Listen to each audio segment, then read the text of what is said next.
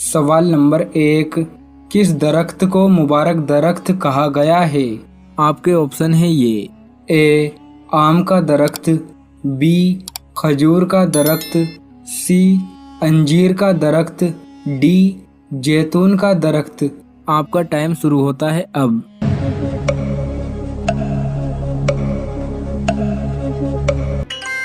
सही जवाब है डी, जैतून के दरख्त को मुबारक दरख्त कहा गया है।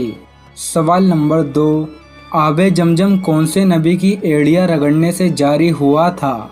आपके ऑप्शन है ये: ए हज़रत इस्माइल अलैहिस्सलाम, बी हज़रत यूनुस अलैहिस्सलाम, सी हज़रत ईसा अलैहिस्सलाम, डी हज़रत इदरीस अलैहिस्सलाम। आपका टाइम शुरू होता है अब।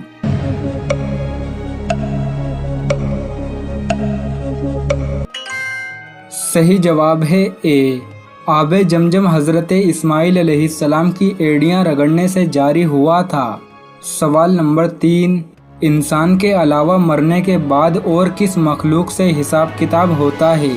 आपके ऑप्शन है ये: ए परिंदों से, बी जानवरों से, सी जिन्नातों से, डी तीनों नहीं। आपका टाइम शुरू होता है अब।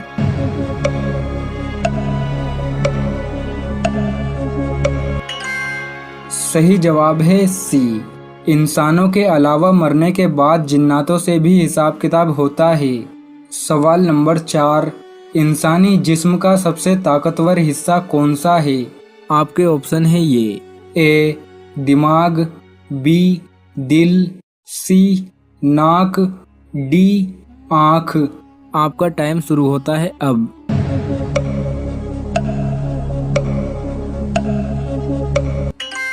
सही जवाब है बी, इंसानी जिस्म का सबसे ताकतवर हिस्सा दिल है। सवाल नंबर 5, अजान की इब्तिदा हिजरत के कौन से साल में हुई थी? आपके ऑप्शन है ये: ए पहले साल में, बी दूसरे साल में, सी तीसरे साल में, डी चौथे साल में। आपका टाइम शुरू होता है अब।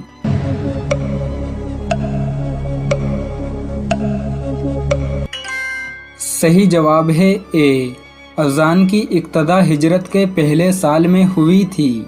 सवाल नंबर 6, कौन से नबी की पूरी कौम ईमान ले आई थी? आपके ऑप्शन है ये: ए हज़रत इस्माइल अलैहिस्सलाम, बी हज़रत यूनुस अलैहिस्सलाम, सी हज़रत ईसा अलैहिस्सलाम, डी हज़रत इदरीस अलैहिस्सलाम। आपका टाइम शुरू होता है अब।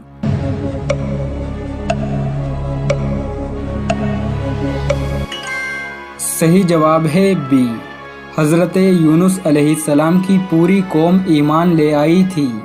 सवाल नंबर 7, 10 मुहर्रम को कौन से नबी को आसमान पर उठाया गया था? आपके ऑप्शन है ये: ए हज़रत इस्माइल अलैहिस्सलाम, बी हज़रत यूनुस अलैहिस्सलाम, सी हज़रत ईसा अलैहिस्सलाम, डी हज़रत इदरीस अलैहिस्सलाम। आपका टाइम शुरू होता है अब।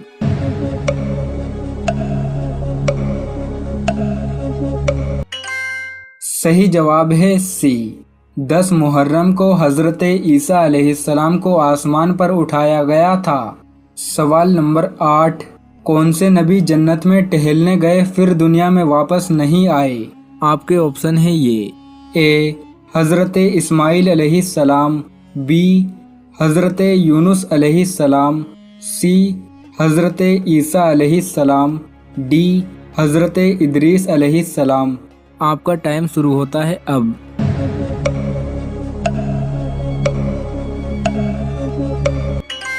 सही जवाब है डी, हज़रत इदरीस अलैहिस्सलाम जन्नत में टहलने गए फिर दुनिया में वापस नहीं आए। सवाल नंबर 9, कौन से कबीरा गुनाह की तौबा नहीं होती? आपके ऑप्शन है ये: ए कत्ल, बी सूद खाना, सी खुदकुशी, डी तीनों नहीं। आपका टाइम शुरू होता है अब।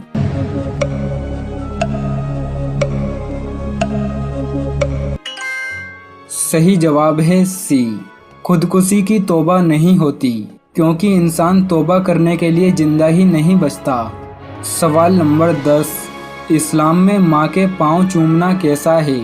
आपके ऑप्शन है ये: ए जायज़ है, बी जायज़ नहीं, सी मकरूह है, डी तीनों नहीं। आपका टाइम शुरू होता है अब।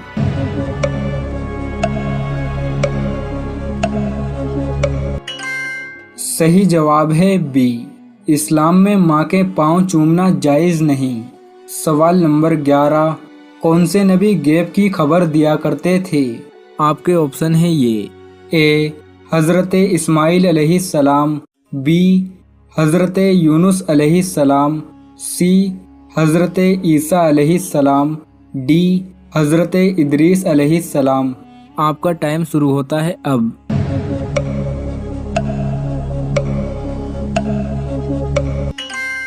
सही जवाब है सी, हज़रत ईसा अलैहिस्सलाम गैब की खबर दिया करते थे।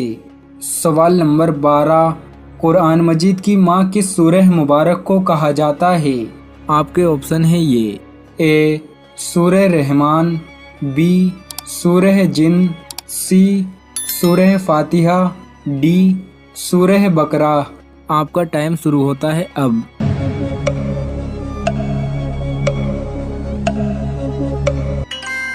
सही जवाब है सी, कुरान मजीद की माँ सूरह फातिहा को कहा जाता है।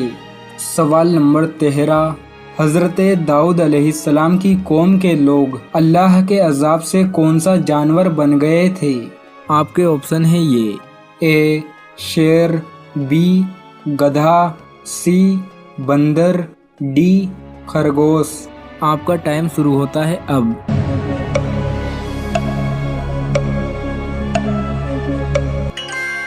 सही जवाब है सी, हज़रत दाऊद अलैहिस्सलाम की कौम के लोग अल्लाह के अज़ाब से बंदर बन गए थे।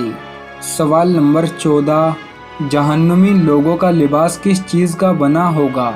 आपके ऑप्शन है ये: ए लोहे का, बी चांदी का, सी पीतल का, डी आग का। आपका टाइम शुरू होता है अब।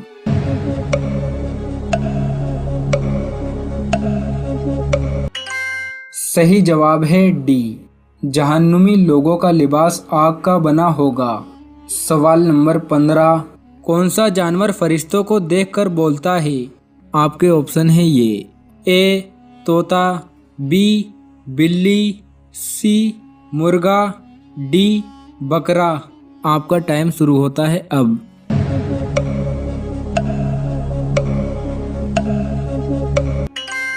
सही जवाब है सी, मुर्गा फरिश्तों को देखकर बोलता है।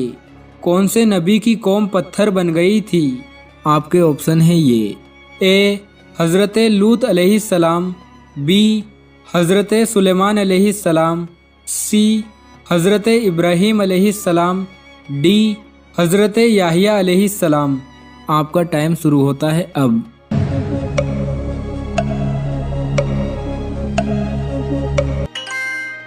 सही जवाब है ए, हज़रत लूत अलैहिस्सलाम की कौम पत्थर बन गई थी। सिलसिलतुल बौल मतलब एक इंसान को ऐसी बीमारी है कि उसकी शर्मगाह से या तो हवा खारिज होती रहती है या पेशाब के खतरे निकलते हैं। सिलसिलतुल बौल जिसको बोलते हैं, मतलब पेशाब या पैखाने की जगह से मुसलसल किसी चीज़ का जारी रहना। अब ऐसा शख्स क्या करे? तो ऐसा शख्स याद रखे जिसको पेशाब की बीमारी हो, खतरे गिरते रहते हैं, तो वो सबसे पहले जब वज़ू करेंगे, नबी अकरम सल्लल्लाहु अलैहि वसल्लम के दामाद अली बिन अबी तालिब रज़ी अल्लाह अन्हु को बीमारी थी। आपको शर्म आई अपने ससुर से सवाल करने को, चूँकि अब रिश्ता भी है ना, तो आपने दूसरे सहाबी से कहा तुम पूछ लो जाकर, ज़रा मेरे को शर्म आ रही। तो जाकर कहा अल्लाह के रसूल, अगर कोई आदमी है जिसको पेशाब के बाद भी खतरे टपक, जो हज़रत अली बिन अबी तालिब को यकीन था बीमारी थी, शक नहीं था, हम लोगों को शक होता है वसीरों, शक नहीं यकीन, तो कहा कि वो आदमी क्या करे? तो आपने फरमाया जब उसने पेशाब कर ले तो पानी लेके शर्मगाह पे डाल ले, खत्म। अब इसके बाद वज़ू करके नमाज़ पढ़ ले। पानी लीजिए आपको लगता है बीमारी है आपको, और डाल लीजिए शर्मगाह पे। शर्मगाह पे पानी गिरेगा, ज़ाहिर से तो पैंट के उस हिस्से पे, अंडरवेयर के हिस्से पे, कपड़े पे लग जाएगा, जहाँ इम्कान है कि बाद में पेशाब के खतरे लगेंगे, क्योंकि वो डाइल्यूट हो जाएगा। तो आपने कहा पानी डाल ले, वज़ू करें। और ऐसा आदमी एक वज़ू से सिर्फ एक नमाज़ पढ़ सकता है। मतलब ऐसा ज़ोहर के लिए वज़ू किया तो सिर्फ ज़ोहर की नमाज़, उसके बाद असर के लिए उसको फिर नया वज़ू। तो ज़ोहर की कितनी रकात है? 4 मौक़िदा, 4 फ़र्द, उसके बाद 2 मौक़िदा पढ़ ले, इतनी नमाज़ हो जाएंगी उसकी। इसके अलावा नमाज़ को मतलब अगर उस वक्त नफिल पढ़ना है तो वो भी हो जाएंगे, लेकिन उसके अलावा दूसरी नमाज़ के लिए फिर नया वज़ू। ठीक है? सिलसिलतुल बौल, हवा खारिज होने की बीमारी।